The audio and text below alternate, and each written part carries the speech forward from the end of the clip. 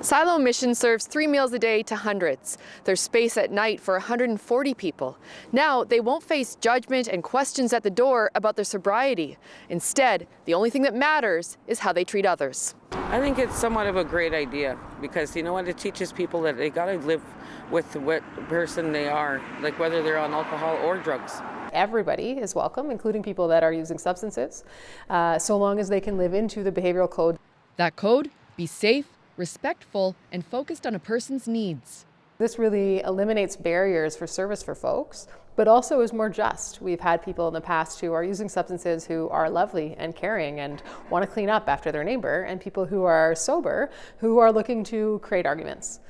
So there won't be a conversation about not being able to use substances or being redirected to one of our partners in the sector who is open to people using substances, because we're now one of those places. Normand Bedard has lived at Siloam for the past year and a half, not by choice. I used to have a home. I had a loving wife. She died from cancer. And my life's been upside down ever since. He sleeps in a big room with many other people every night and wants to be safe if others aren't sober. The problem is people are getting in and then they're going into the bathrooms and doing things that we don't know. Then they come out and they're violent.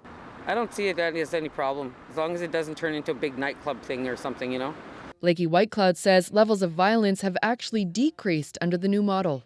Sabe Peace Walkers uphold the code of conduct in a trauma-informed way and will ask people to leave if they're not respectful or safe, but they can go through a restorative process to return. We are having amazing conversations with folks who for the first time are talking about, hey, I'm hearing voices and maybe I need this type of support, and we can start to do that resourcing. A philosophical shift for the faith-based organization. But we recognize that addiction comes from trauma, and we recognize that the experience of homelessness itself is a trauma. Because Mother Earth needs us. We need to heal.